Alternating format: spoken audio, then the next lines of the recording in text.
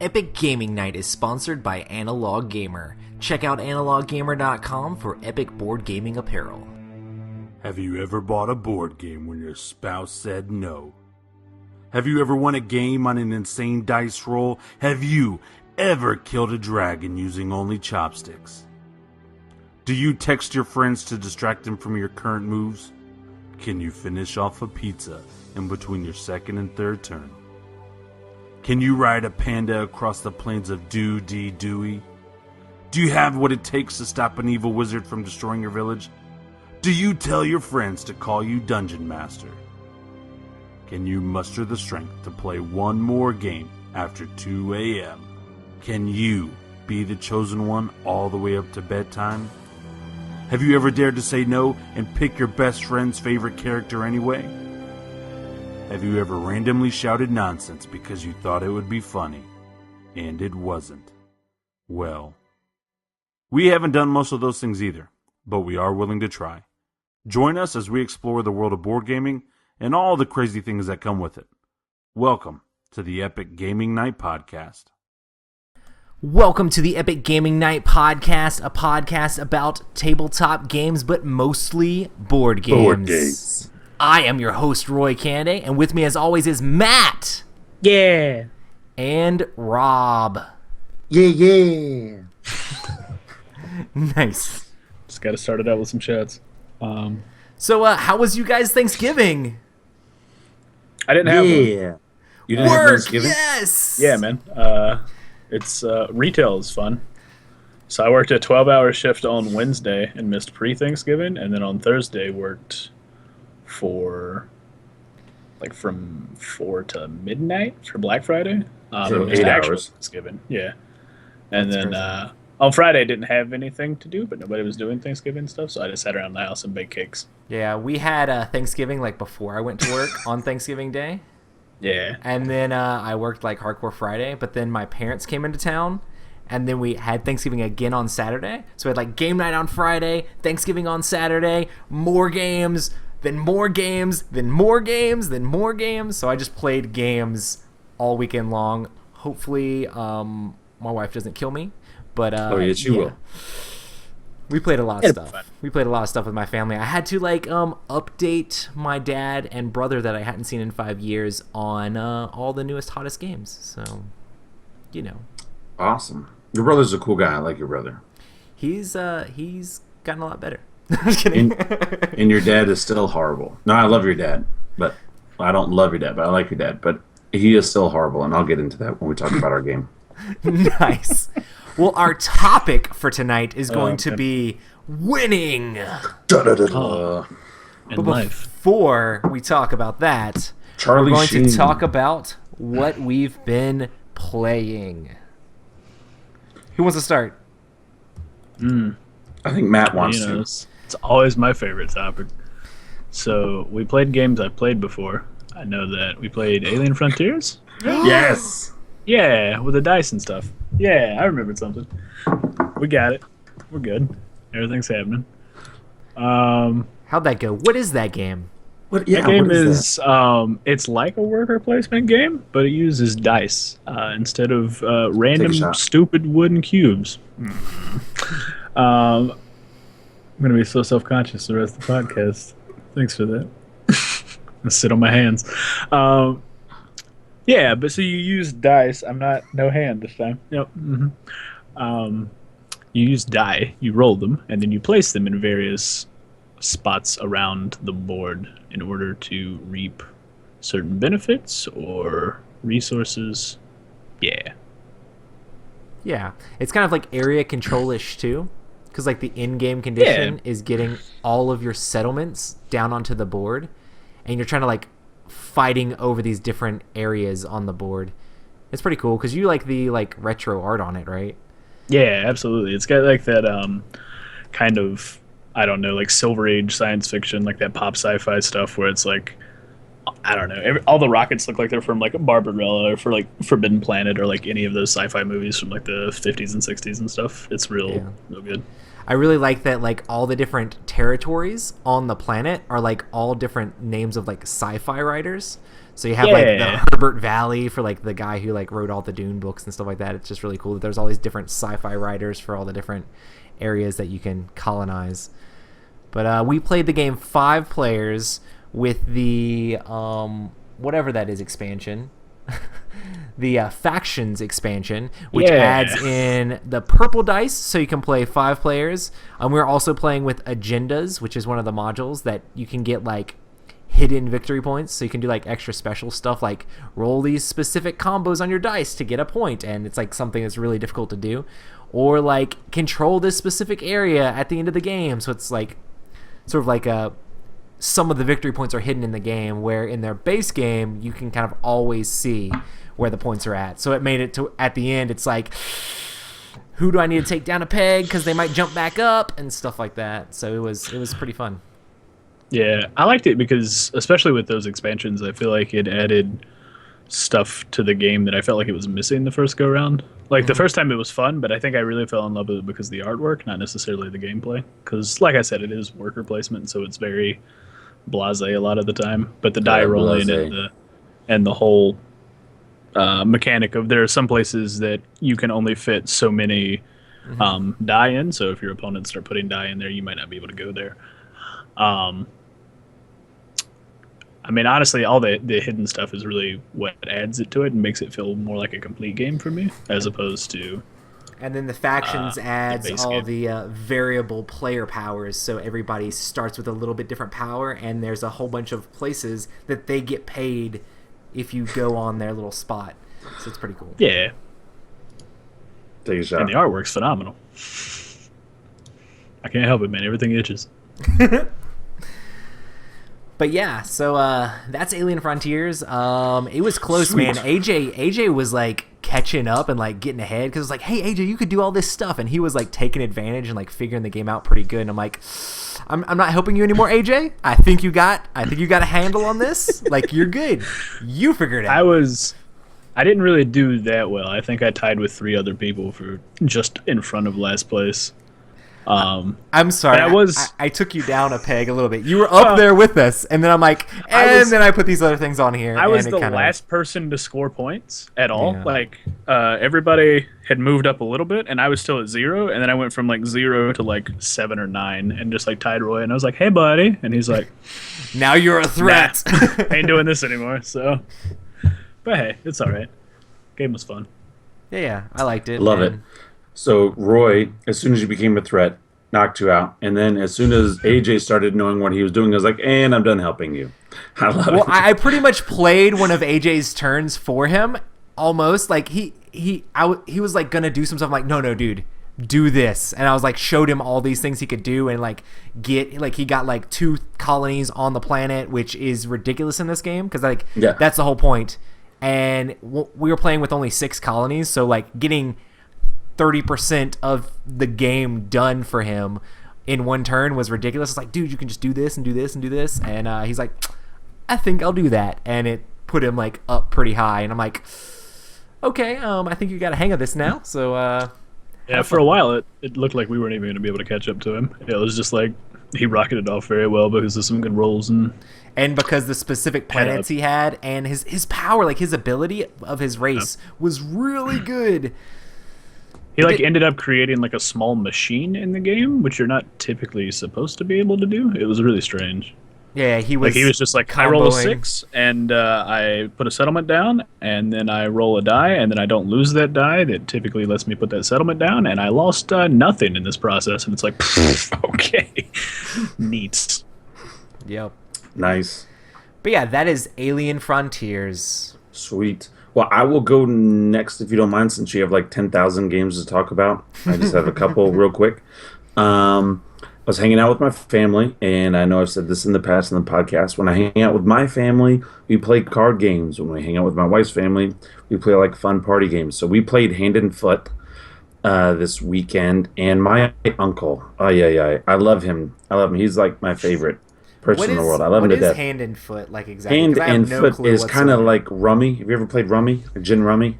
I think we can figure that out by. You're trying to get different sets. It's a lot of Okay, fun, yeah. but you play with a lot of cards. So if us three were to play, we would play with 4 decks. You play with one deck more than how many people are playing.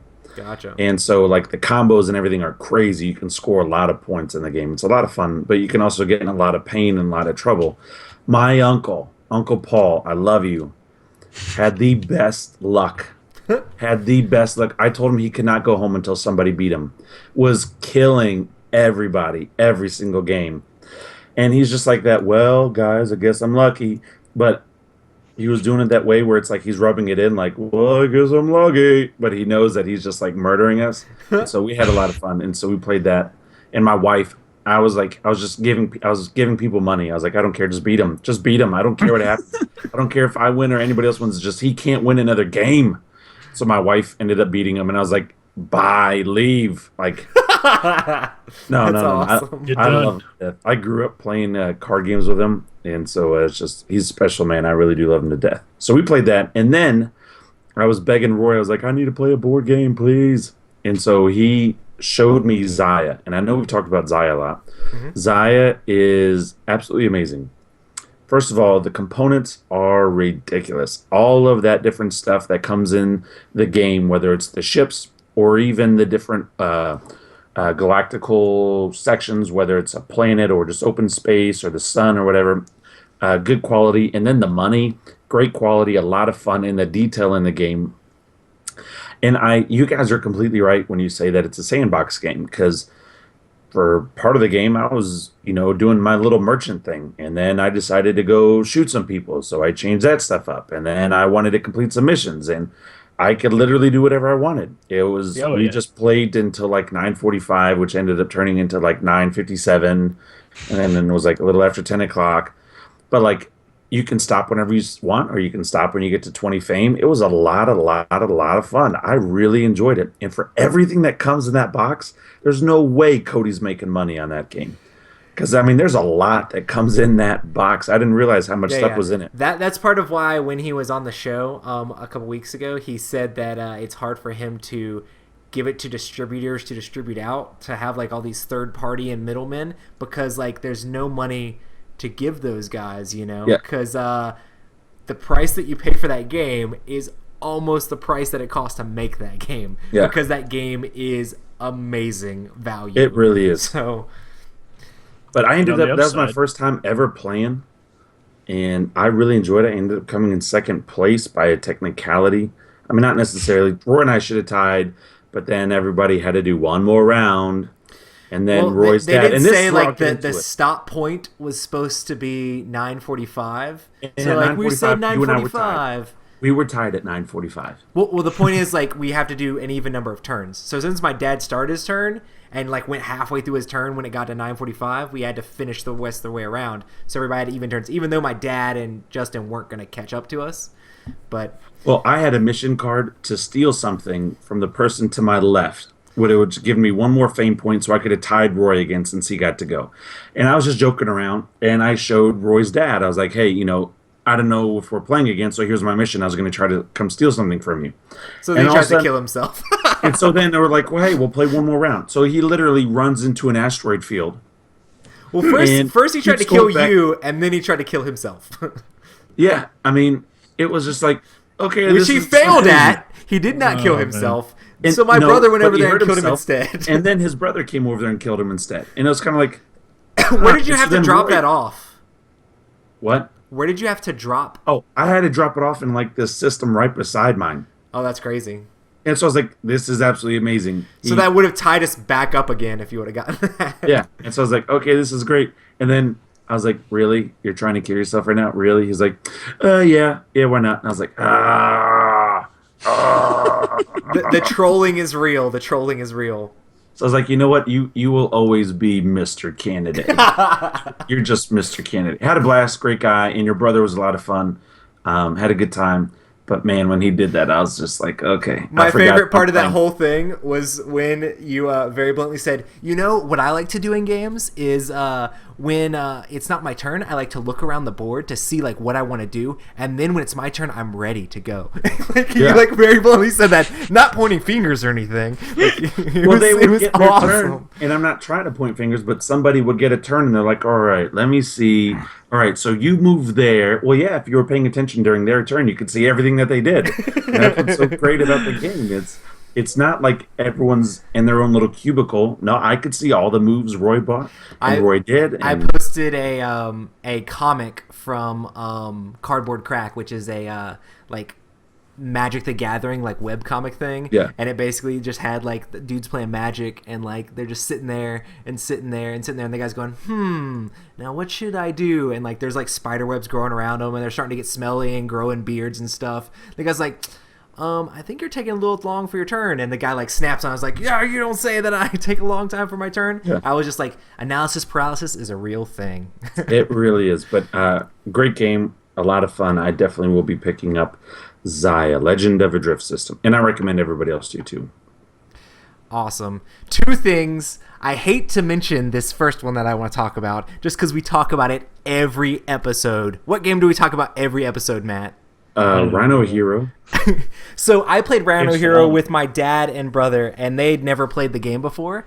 And we were playing competitively and like trying to like stop each other, but we're also like trying to make sure like we don't make it fall ourselves.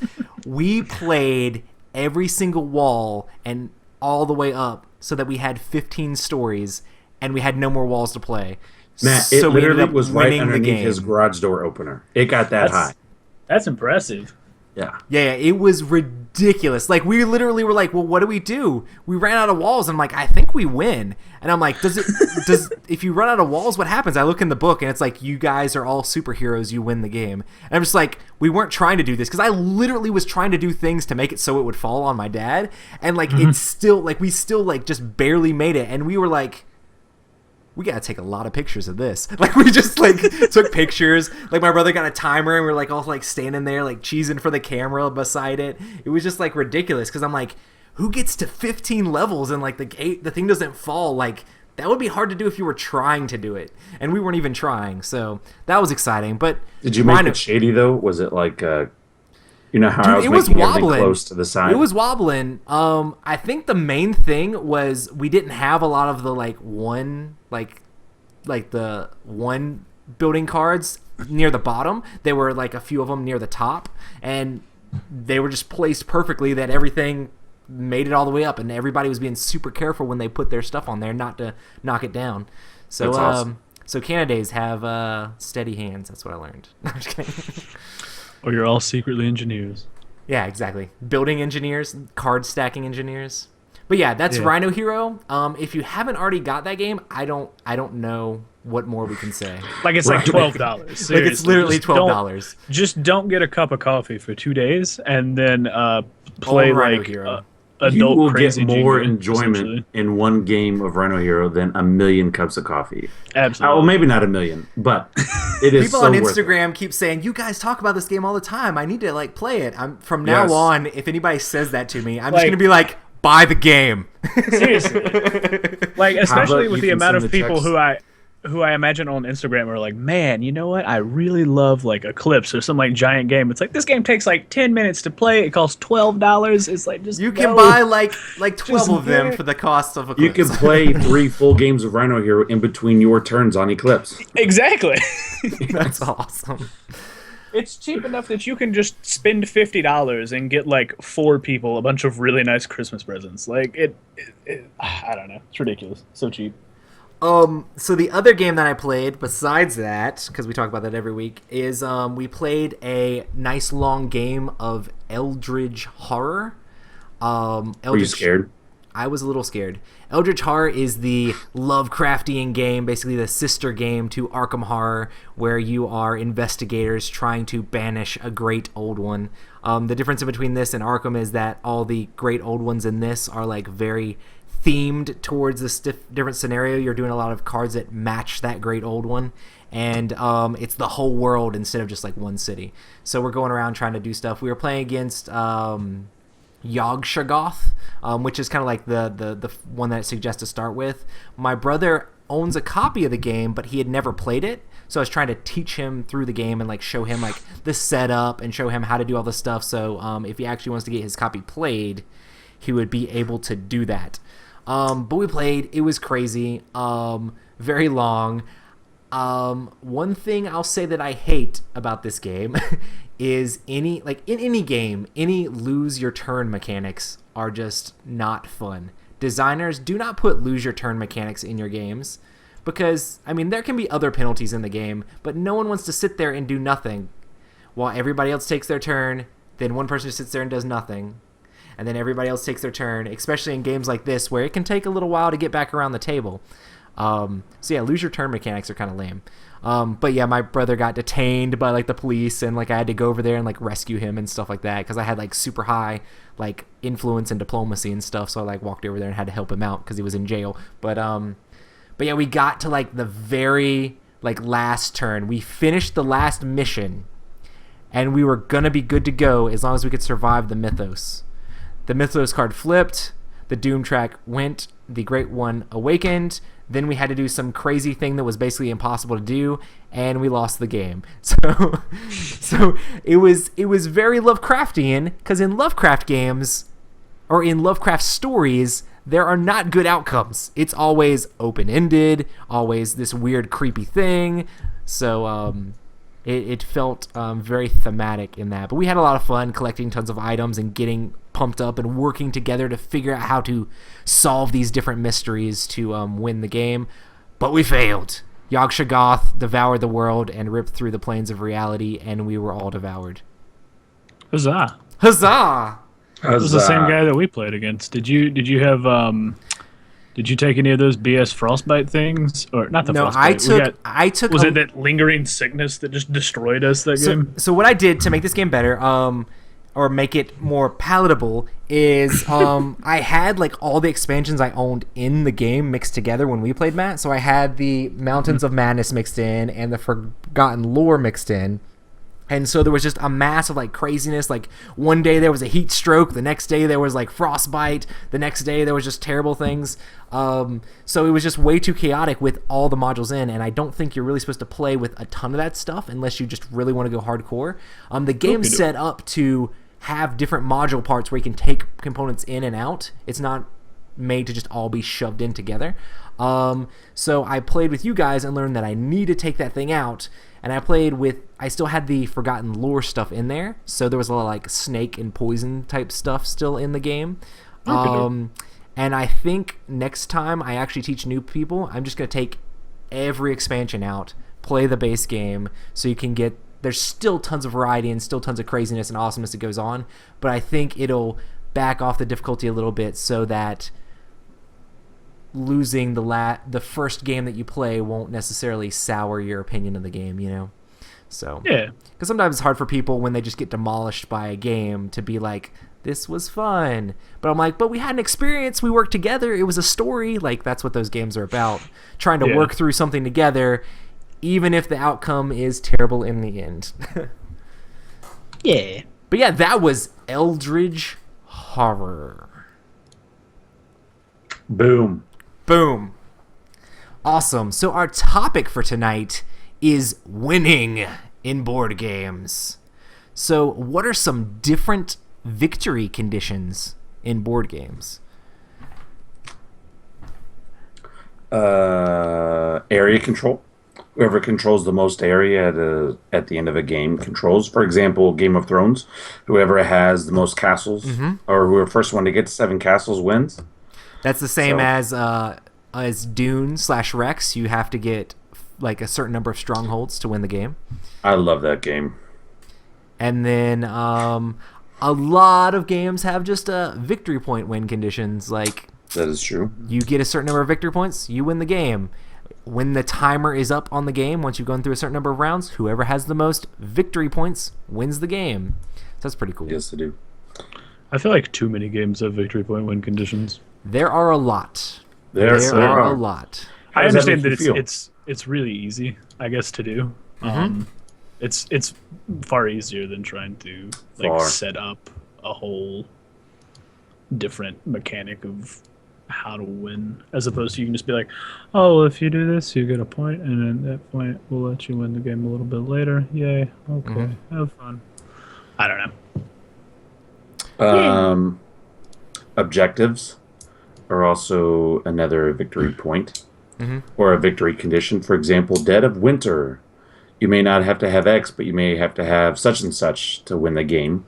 And that's based off the scenario. You need different things, so it could be completely different depending on the scenario you're playing. Boom, couldn't have said it better myself.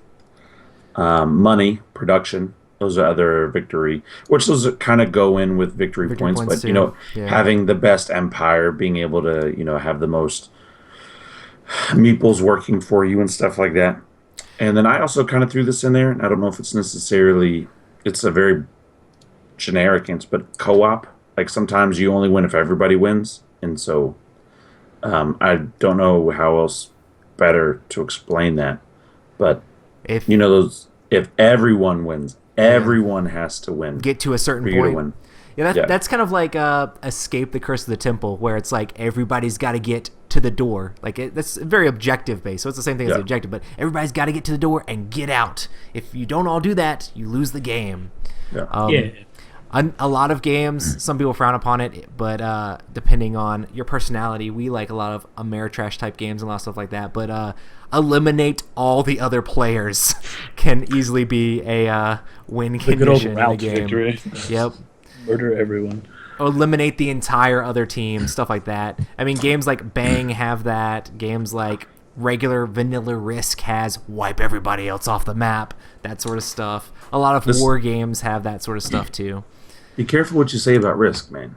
Oh no, I just said vanilla Risk because the newer Risks actually have objective based or like area control based, where you have to own these number of strongholds and you win the game after you do that, because that's how it is in Risk Legacy. Complete side note, there was a guy when we were at Mace, and I was talking to one of the vendors about a certain Risk edition, and he was like, how many different versions of Risk do you own? And I was like, 13. And then there was this, and he's not on the podcast, so I can say this very ugly and stupid man that was standing behind me, and he said, that's 13 different stupid games. And I looked back at him like, you are an idiot. I will cut you right now and just hurt you right now. Like, The do you not views realize of just Robert like- Newman do not necessarily reflect the views of Epic Gaming Night.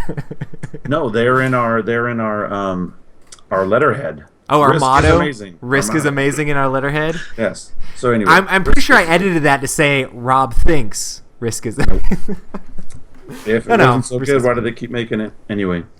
nice. Because it's Hasbro. Shut up, Exactly. man. Don't just let me have it. They're a one-trick pony. That's why.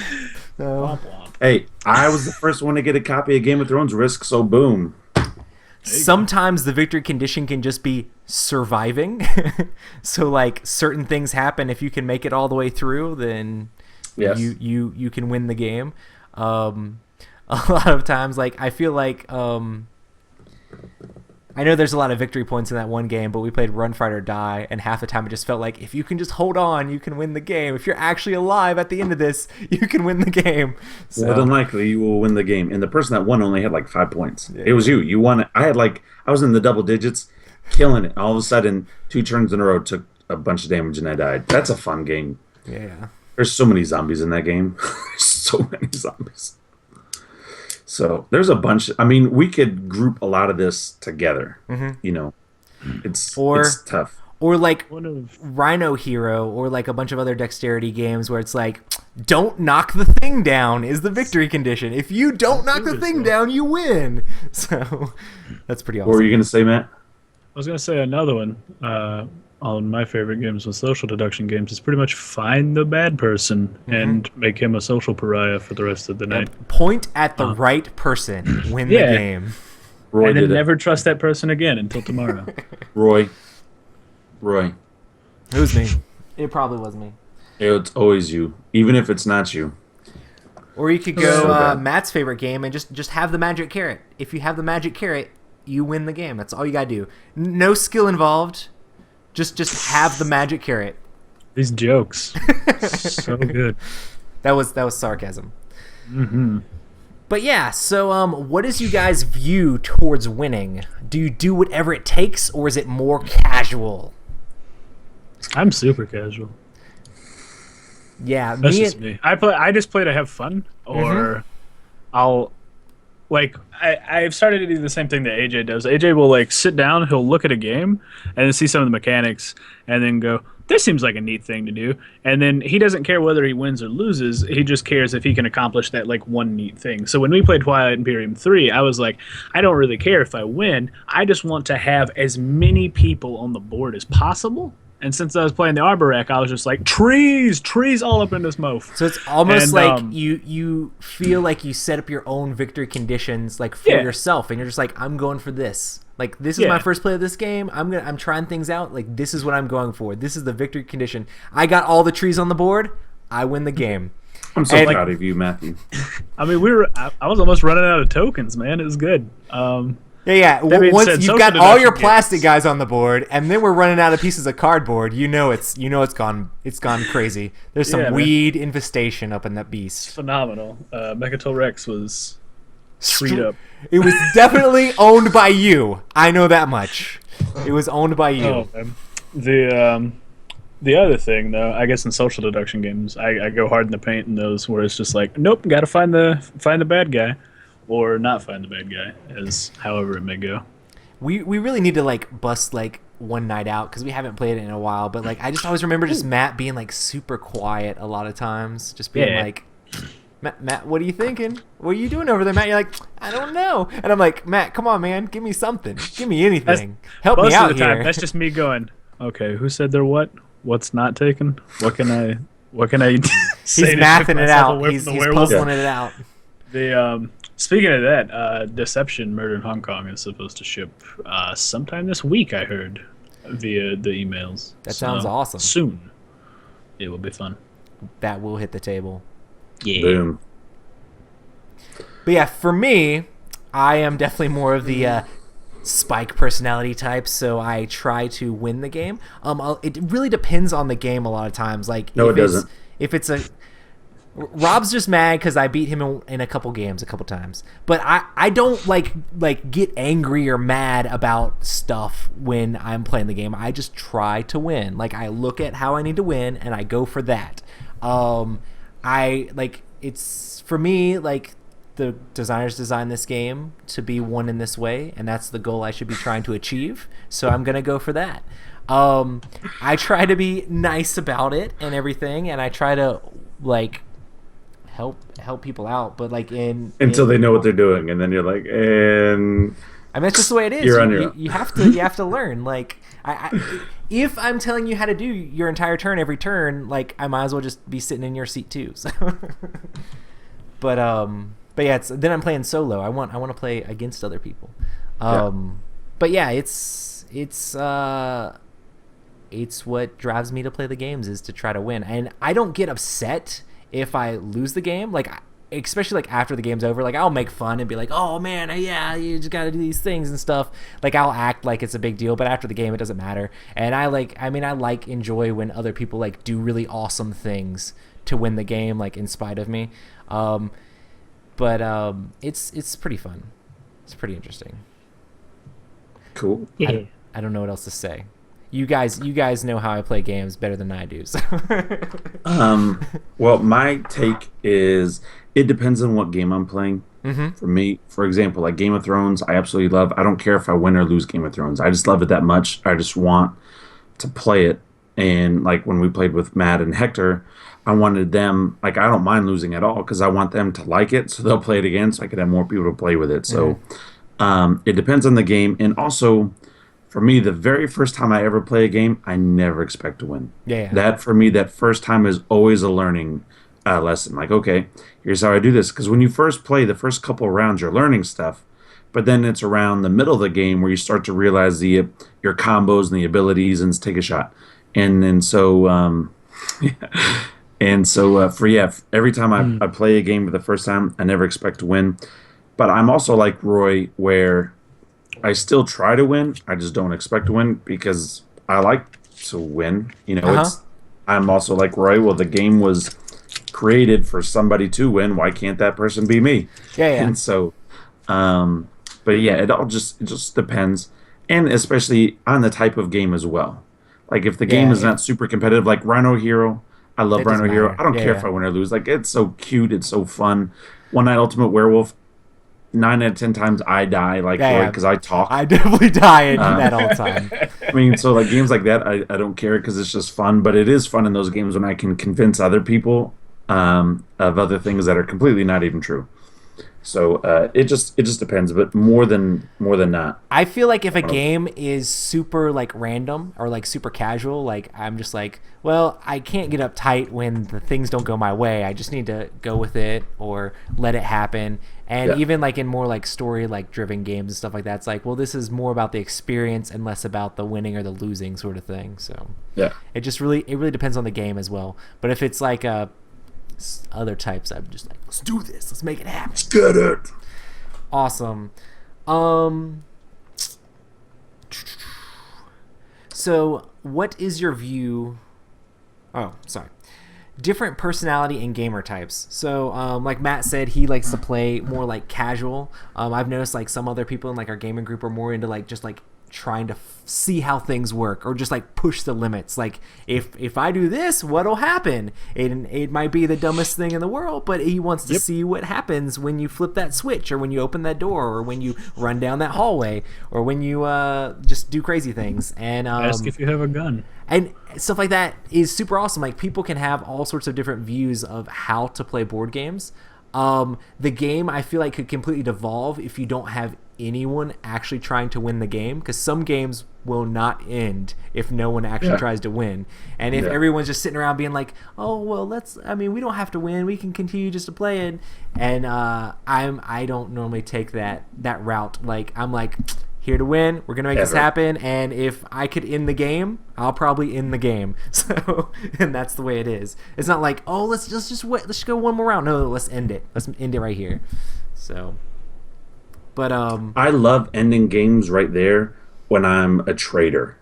oh yeah, Those yeah. are always the best. Like if it's a co-op game, sure, let's all keep going. But like the games that I love, just surprise ending the games is when I'm a trader, and I'm just like, oh hey guys, we're gonna do not. Everyone dies. I just did this. I poisoned all your food, and so I'll play a game with just about any personality type. It may depend on the type of game I play with you, and it's maybe not even so much personality because I'm an A-type personality, but I consider myself to have a decent sense of humor, and I'll jib and jab and I'll take some jabs as well. But there's some people that can't take that stuff, Right. and if you're just gonna get an attitude, I'd just rather not play with you, even if it's Rhino Hero. If you're going to flip out because I just played a double card on you, and you have to put the Rhino on the 14th level, bro, it's a game. It's meant to be silly. But there's one other personality type. This one guy, and I know he's not listening because I think I banned him from listening. His name is Jordy, and he's such a horrible. He's not a horrible person, but I just don't like him. Rob. It's the not rule Nazi. Oh, Like gotcha, suit gotcha, Nazi, yeah. but the rule Nazi. And he's the type of person that when he's losing, he'll go find some obscure rule to justify. Oh, well, you didn't say this correctly. You know, it wasn't supposed to be A and B go over here. It was supposed to be double A, Yeah, and yeah, then it's like really. And so and he doesn't want to just say there's an asterisk on the game. He'll just say, well, nope, we got to completely redo it, or this is stupid. This is stupid. You just changed the whole thing for you to win. Everybody played with that rule. It's not like I just went out of my way to mess up that one thing, or everyone's playing with this rule. Like everyone's affected by it, but you're just such a rule Nazi, and it's like that Yeah. ruins the game for me. I hate that. So it's like an alpha player that really wants to win, but then also is going to like make sure you didn't screw up on the rules explanation anywhere. If Yeah. Yeah, to me because I'm an alpha player, I like to win for the most part, but man, like, chill out. It's a board game, GME. It's Yeah. not real life. We're not making any money now. If we're making money, I'll get serious with you too. But you know what I'm saying? Like, there's no competition. We're not a tournament. You're not going to get a trophy for participation for playing the game, man. I mean, just calm down. I also think that there's sometimes people like that are it's kind of hard to play with when they don't like pay attention to like other people like winning the game, or they're not like cognizant of it, or they're just like letting other people like run away with stuff. I played other games where I would literally be like, dude, you need to stop this, or you need to like shore up your stuff, or this guy's just gonna run away with it. I played a game of. Yeah. I love the game Cosmic Encounter, but that is a game that you have to play with the right people, and like certain things can happen in that game where if you're just like, oh yeah, you can ally with me too, but that's gonna let him win the game. Oh no, he can still ally with me, but you're not gonna win at that point. Oh, it's fine, and I'm just like, you just wasted like an hour of my time. I'm sad that I actually even taught you how to play this game. So it's just like, why do we do this? You can't like just let somebody else win just cuz. So like king making and stuff like that can be pretty harsh. I will call that the quitter. The quitter personality, where it's just like, I can't win, so I quit. Good example, not a popular game. I like it, but I like games in this other game's Monopoly. Mm-hmm. That one person, it's like, you know what? I'm done. You can have all my property for $1. You know what? If you give me a high five, you can have all of my property. Here you go. I'm like, bro, I'm gonna high five your face right now. You can't do that. Like, super king making is kind of rough. And you're done forever. You're out of the will. And that's part of why I'll do that in Monopoly, because Monopoly is a really bad game. I wouldn't be sitting at a table to play it, so... Yeah. I, like Monopoly, I'll be like, all right, I'll commit 30 to 40 minutes of my time to this. If this game takes any longer than that, I need to do anything else. Well, I've never played a game of Monopoly where it was less than an hour. My wife likes Monopoly. I don't mind it. It's fun. Yeah. And Monopoly is one of those games where I can play with, like, everybody. I can play with my older family. I can play with younger people. So it's in my collection. I'm not ashamed. I own Monopoly. What? Yeah. Who cares? I spent enough of my life playing Monopoly, like when I didn't know, or like when there wasn't like good games. Yeah. Like I spent a lot of my childhood. I remember playing Monopoly Junior. I remember like getting excited about like a Monopoly computer game and just playing that. Like, yeah, Monopoly. I spent enough of my time. Like I've done my time. I don't need to go back. Don't take me back, man. Don't take me back, guys. Don't take me back to classic board games like that. I think a lot of my trepidation with Monopoly is some of my family members, quote unquote, had a propensity to start fudging numbers on the cards and take a couple more bills than they needed to from the bank, and I'm just like, are you kidding? This is Monopoly. I'm not gonna. Like, I don't understand. Like, you land on his property, and he's like, oh, yeah, instead of owing 200, it's like 250. But it's everywhere, and it's just constant. And it's like, this is just stupid. Like, and that's why you don't play with cheaters. You just make me never want to talk to you. Like, and you were not invited to the wedding. Yeah. Which will happen, Matt. It will happen. I love you so much. It will happen. I can't wait to meet him. I'm just kidding. Big times.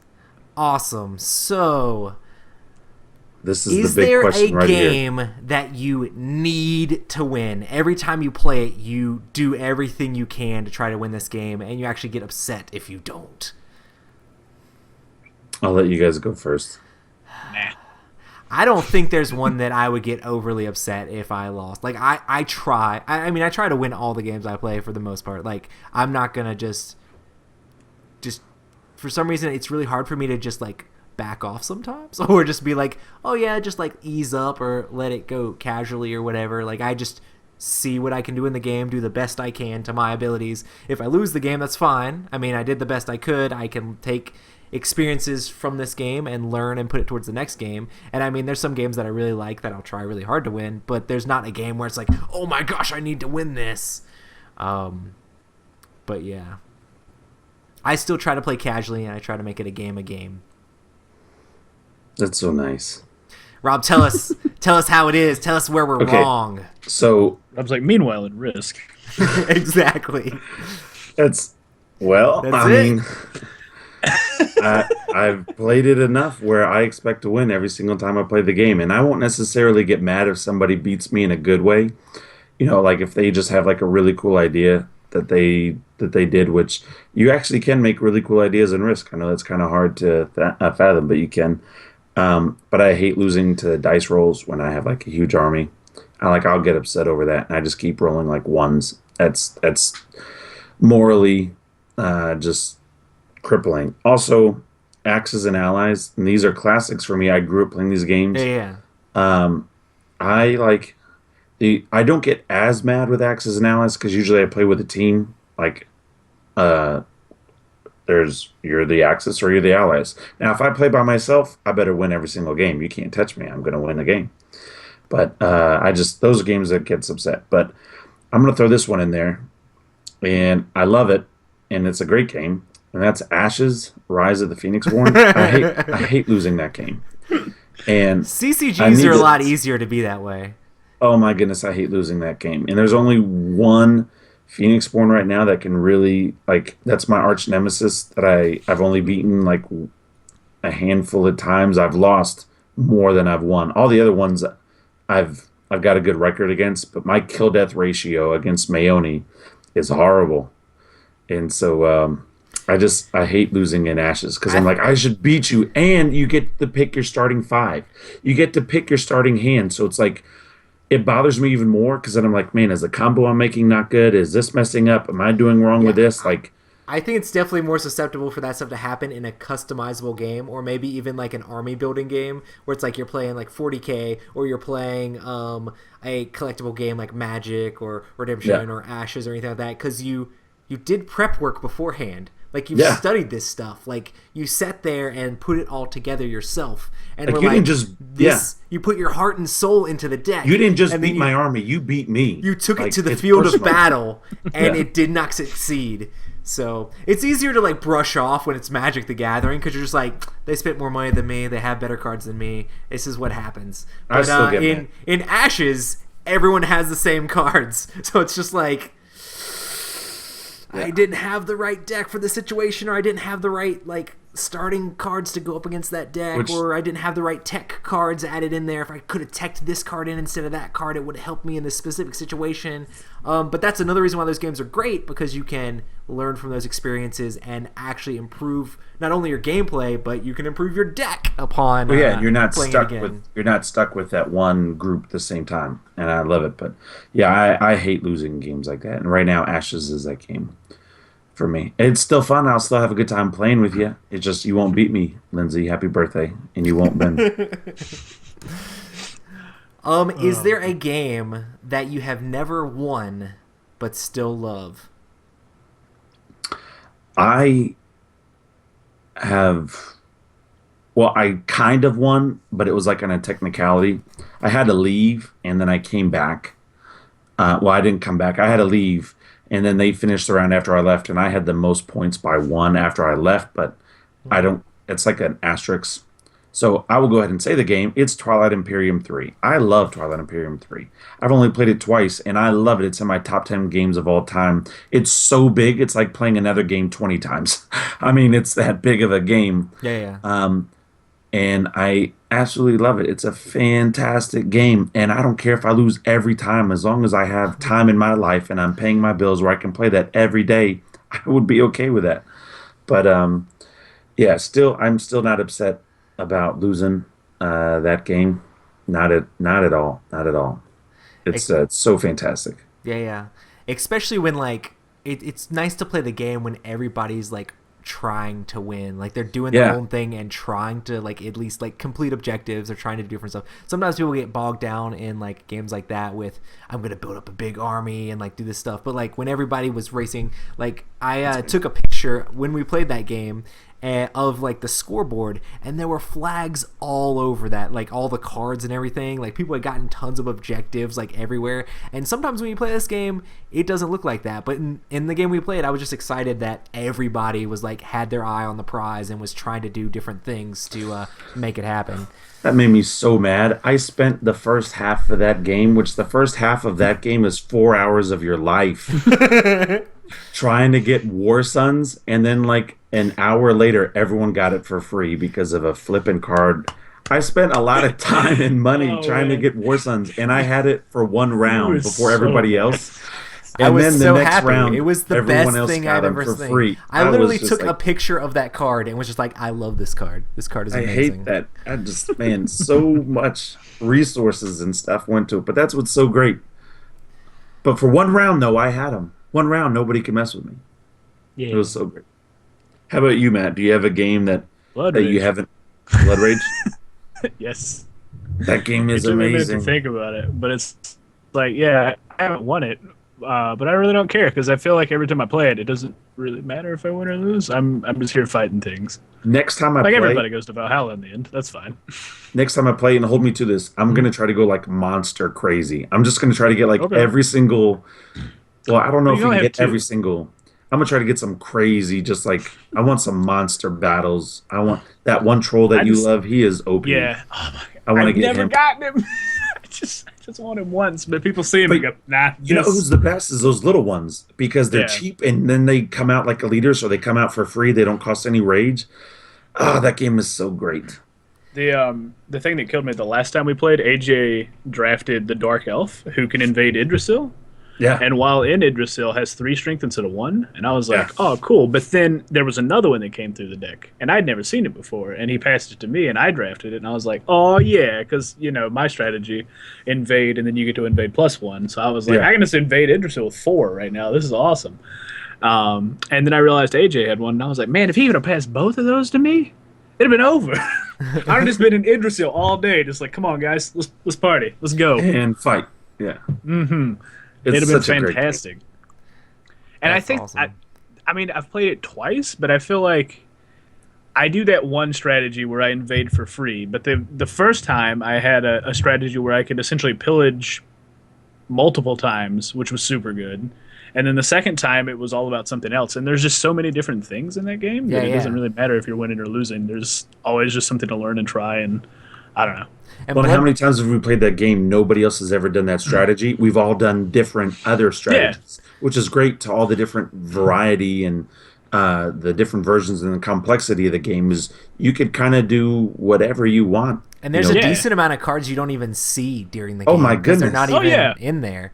So it could be completely different. You might not even have a chance to do the strategies again I know. because the card could not Yeah. even be in the stack that you draft from. Yeah, the So, draft I'm always is so excited when amazing. people pass me that card. I'm just like, yeah, I can do it. Here we go. But Like- yeah, it is officially on Cool Stuff now, so you can actually buy Blood Rage, the base I set, know. and the couple expansions, not all the ridiculous miniatures, which makes me sad. Well, Yeah. you're welcome. That means we'll have I to mean, stay hey. friends or play associates because according to like 4 podcasts ago, Matt wasn't my friend. I don't even remember or understand. It was about Steam giving away a game to a friend. I was like, I'll take a game. Oh. And you were like, But you're it's not my like- friend on Steam. well, I know. And that's what you meant. Like on Steam, we're Yeah, not yeah, friends. yeah. But I was just like, oh, okay. Hold on. I'm going to go into my bedroom and get my heart real quick because that's where I think he just punched it into there. So. For me, with Oh, Roy, you're a part of this podcast. Yes. There's Roy. dude, the problem is it's so hard for me. Like a game that I've never won that I still love. Like I Say it. do Say pretty it. good in games. No, say that one game. I don't love it. What game? The only reason you don't love it is because you haven't beaten it. But that's my point. Oh. I don't even like it. I want it out of my house, but I do not own it, so it's still at I my think- house. I think we can beat it. I think we could beat it, bro. I think I don't even want to try. That's how much I don't love it. But like it's weird for me because like a game, I like cooperative games. I love cooperative games, but like when they're so difficult that you can't beat them, and you have, I mean, I like being able to try over and over again. But if it feels like insurmountable or just like it wasn't good enough to continue, like it's not a game that I love and still like.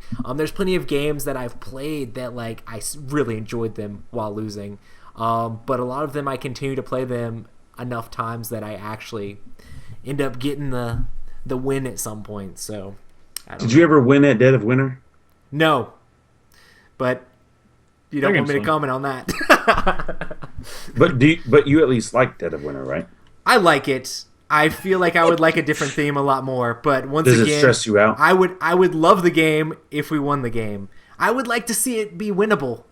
I would like to see it happen on either side. Both times I've played the game, no one won. And I feel like that's part of the problem. I feel like the betrayers are smashing us too hard, but not even completing their own victory, so it makes it kind of hard. So like part of their victory point is to try to like mitigate and keep you alive until they fulfill that and then smash you. But it's becoming just screw the party the entire time, and then we just all lose, and it's like, well, that was a wash. So I would like to play it more. I've only played the game twice, so I need to play it more to know.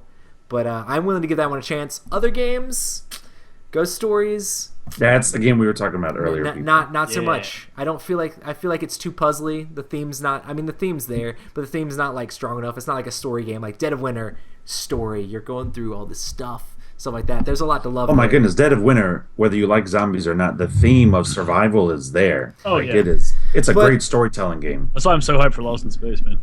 Oh yeah.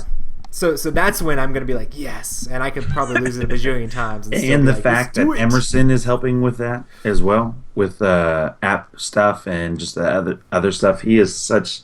I mean, Isaac and everybody, they're great, but I just love Emerson. I was actually really sad when we were at Mace because Emerson put all that work into the Dead of Winter up, and then we're sitting there trying to use it, and it's just like everybody's just like, wow. We're just like, well, okay. He talked on another podcast recently about the app he is doing for Spectre Ops, and I'm like, I got to get in on that. Like that sounds awesome because I love Spectre Ops. He said if that app takes off, that he's going to make it. They're talking about making an online version of Spectre Ops, so you can I heard that online over multiplayer. That sounds crazy. Yeah. Emerson, we miss you. Come back on the show. Emerson Matsuchi. It better happen soon. And or just record something that I can put over my ears and go to sleep to.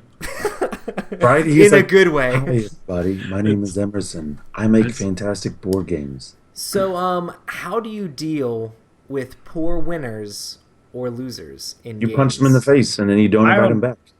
I own guns, so most of the time people don't do that. Violence is the answer for Matt? No. I mean, I don't know. I feel like I'm a rather intimidating person to begin with, given my height and general hairiness. So people are less likely to just be like whiny little bitches. Excuse my language. Oh my goodness. It just, I don't know. Like nobody's gonna be like, look at me, man, because I'm just gonna be like, I'll choke you, like straight up. You can just stop now, please. I know you haven't played as many games in like public places and stuff like that, but like if you go to like meetups and stuff like that, sometimes you'll just find people that are just like, I need to get out of this group real quick. And I mean, different people have different personalities and different things, but normally the way I deal with it is just don't, like, the game is a game.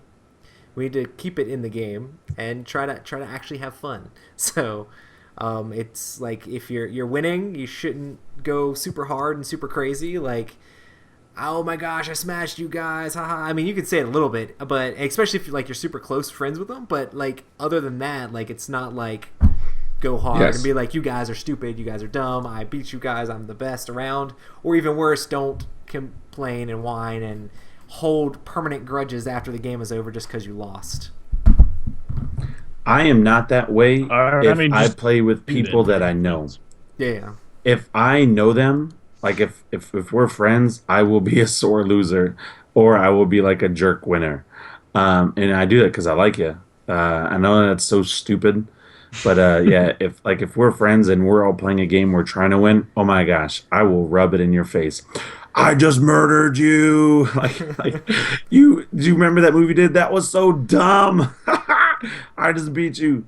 I know it's really bad. I'm actually getting a lot better in North Carolina. I'm trying not to do that. And I think I've been pretty good. I haven't just like yelled at you guys, but I was really bad at that. We actually had this podcast. This is actually an intervention. So Matt, tell him about how that makes you feel. No, I'm just kidding. I'm just kidding. This is where we like ring up Hector real quick, and Hector's just like crying, just like, Rob, you broke me, man. No, Hector. But then the thing about Hector, and I love Hector, and this is not a pun against Hector, but then at the end of the conversation, he'll somehow say, "It was my fault. I provoked you into doing that. I'm sorry." Like, he's such a sweet man. He's such a good guy. But on people like that, if you're legitimate, acting like a man child or a woman child, I just won't play with you again. Yeah. Or at least I won't play that game with you again because you're obviously way too much into it, and you just need to like chill out. Like, Yeah. calm down. And I mean, if they are legitimately part of your gaming group and they're not a person that's going away, as like the host of something like that, it would just a conversation that you need to have and just be Yeah. like, hey, just realize like we're here to play these games, to have fun. I mean, you just got to bring it to a casual level. Like I've been at certain groups and different things where like winning was the point. Like they legitimately like they went to gaming competitions with these board games they were playing, and it Yeah. was too intense for me because like they wanted to win. It was like going to a Magic tournament where everyone's cutthroat and you sit down and be like, "Hey man, how's it going?" and you try to table talk a little bit and they just scowl at you. It's like I don't want to be part of that culture. My favorite part about the board gaming like culture and community is like the frilliness and casual atmosphere and the camaraderie we all have together with like a common hobby. I want more of that in the board gaming community and a little bit less of the cutthroat, I need all the points, take them and get out of my house or whatever. So Yeah. yeah. So yeah, keep your games fun. Winning isn't everything, but still attempt to do it and don't let Rob win. That's the moral of this. Yes. I love it. It's okay if you don't let me win, because a lot of times when I play at your house, it's like the first time I played a game anyway, so I don't expect to win. So, but the times that I do win, like for example, let's say Epic win, I still will never get over this. Well, I won't get over this for a while. Was Rex, where we all teamed up together. That was awesome. that was a time when I'm just like, I made to be upset at the time, but afterwards I'm just like, good job. You're awesome. Well, Good job. I promised AJ at the very beginning. At the very beginning, when you were like, "There's a chance where everyone can betray everybody, and you won't win, and you have to shake people's hands." And I looked at AJ and I was like, "All right, man, I'm not going to shake anybody's hand." And AJ looked at me and was like, "I'm gonna hold you to that. You're not going to shake anybody's hand."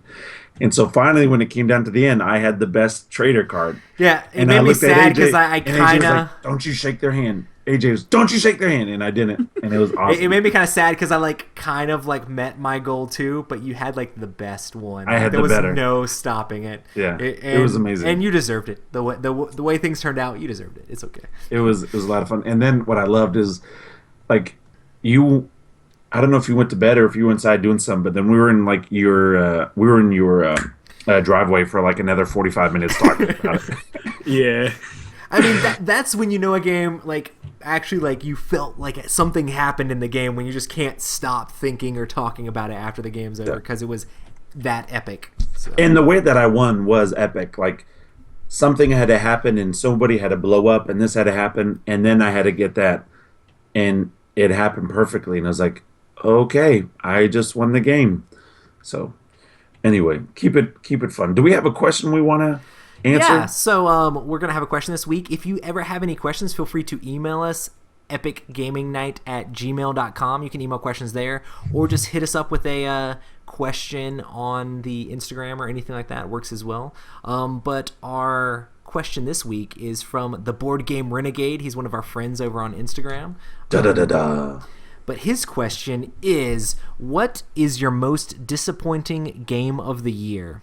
It doesn't have to be something you hate, just something that didn't meet your expectations. I can Who go wants first. to go first? Oh yeah, go. I can go first. Yeah. I know I've talked about this. We did like a review of a whole bunch of board games after Gen Con. This is one of the games that I played. I also talked about it on the Boards and Swords podcast. So shout out to those guys. I was on one of theirs, so you should check their stuff out. But Epic is made by the guys who made what's it called? Star Realms. So I expected it to be like a cool, quick little game, and I expected it to be really good since that game got such like hype and rave reviews.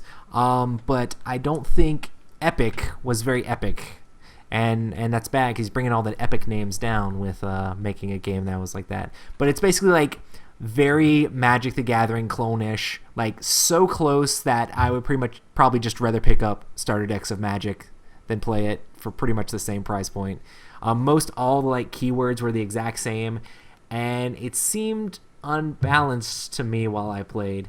When we played the demo, they just had a bunch of like random cards shuffled together, and I was like, I don't understand. Like, there's no like synergy in this deck. So we took those apart and drafted them, and that made it a little bit better, but it was just completely chaotic and random because everything in Epic is overpowered, which I guess is part of the game. So you play a 10-10 down the first turn, and if they can't stop you, then you're just going to be wrecking their face because it has 10-10 and trample and just runs over everything.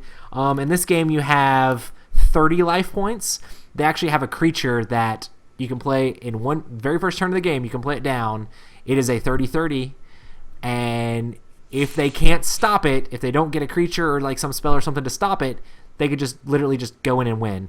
That creature does have some caveats, like you can't like buff it or give it any other things. You can't like give it trample or anything crazy like that. But literally, like, you could just be like, and it goes in and wins. So it's a game of where I play a creature. If you don't kill it, I'm gonna wreck you. Oh, you killed it? Okay, now you play a creature. If I don't kill it, it's gonna wreck me, and I kill it. It just feels so random. And you're just drawing cards off top of your deck and playing them, and for the most part, it just seems so lucky and random, and it was a big miss for me just because I had decently high expectations seeing where it was coming from, and my friends at the time had backed the Kickstarter, and they were super hyping it up too. But Epic would be my disappointing game. Boom. It was an epic disappointment. Yep, which we don't like that because we're all about epic awesomeness here. And cabbage. Bro, cabbage sounds really good, man. It sounds really good? Those crackers. That's a disappointment for this year. Not having that crackers and cheese right now. I want to throw that out there. That needs to be a board game. Do you have a game, Matt? Because I have one. I'm going to rant. Well, I have a game, but it's not a game that came out this year because I'm not as hip to the scene as you guys are. You are pretty hip. Yeah, I just don't know like what things came out this year, nor have I played a great deal of them. So, it's so cute when you try to introduce Roy and I to a new game, and we're like, yeah, oh, man. Yeah, about that. It's like we've known about it for like 8 months. Like, welcome to the internet, friend. But no, seriously, mine's probably just like Killer Bunnies because we played it, and I was like, boy, 2002. I could never play that again and feel just fine. I don't know. I guess I don't know. That's I'm just gonna leave it at that. Nope. Killer Bunnies. Yeah. Mm-hmm. Killer Bunnies is a game that I got right when I first started getting any like little games like that by myself. I learned from some friends from my Redemption group or whatever at the time, and I continued to get all the expansions because there wasn't much out at the time. There was, but I didn't know about it or own it. Like Settlers of Catan was out, and I had that, and we played Settlers of Catan. That was fun. But played lots of Killer Bunnies, and the only reason I still have it is because no one else will take it, and I have so much of it. Yeah. Well, my game, very disappointing for different reasons, is I didn't even play the game, but I wanted to, and it's Pingo Pingo by Yellow Games. Now, if you remember our Gen Con podcast, it was in one of my most anticipated games of Gen Con. I wanted to give them my money. I would have given them a lot of my money. It's a game where you get a revolutionary style flintlock pistol, and you have to shoot penguins. And I like penguins. I don't want to shoot penguins, but I wanted to shoot those penguins. It looked amazing. And you're in a timer against other people shooting penguins. And I was like, this is so cool. So, because I was like, I was just recovering from my wounds of Roy's dad shooting me in cash and guns, and I wanted to physically shoot something. And so I was like, yes, I'll be able to shoot penguins, because Roy's dad murdered me in cash and guns. Anyway, I'm not bitter about that. So I go to pick up Pingo Pingo, and I see them demoing the game. And right off the bat, you have to have a CD player to be able to play the game. Now, listen. It is the year 2015. Now, I'm not lazy. I mean, I am, but I am not. I could have bought the game, downloaded the CD onto my computer, and then put it on my mobile device if I wanted to. But not even having the option of having that on YouTube, that music, because the music it's like that escape game that you guys have. It's a big part of the game. It's the timer. It does all this stuff. Not having as an option on YouTube, not having it as an option on Amazon to buy or Google Play or iTunes or anything. But I have to pull out a CD player or use my computer or something, completely ruin the game for me. and I don't know if it was just the person at the counter who was just doing a bad job selling it. Like they were hyping it up about, yeah, this CD, and the more they kept saying compact disc, the less I wanted it, and they were excited about it. But I'm like, you're still saying compact disc. It's 2015. Last time I bought a compact disc, you may have been in diapers. I'm not that old, but it's like, come on, like put it online. There's something. It completely ruined the game for me. I didn't buy the game. If you I can't wanted go buy to it. a store and barely like buy one, like literally, like they don't have many CD players at Target or No, Walmart anymore. you know what they sell that are CD players? They sell computers. That's your CD player now, and that's fine. I get it, but be with the times. You know, Tom Vassell says it best. There's too many great games now for you to afford to make a good game. You have to make a great game. And I was expecting that to be a great game. I wanted to shoot a penguin in the face, and you ruined it for me. You ruined it for me. And I ended up spending $50 on another game, which was better. And I'm happy that I did it. But man, I that know, just I know what I'll get in that huge genre. letdown.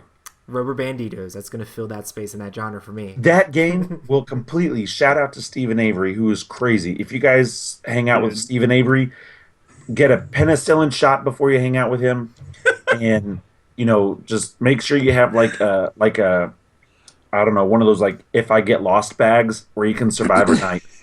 Um, Fun guy, had a lot of fun, but that game Rubber Banditos was a blast. That will definitely take that spot for me. But Pingo Pango, such a huge disappointment. And even Brandon, he was on the show when we did our show. He was excited for Pingo Pingo. He ended up not getting it either.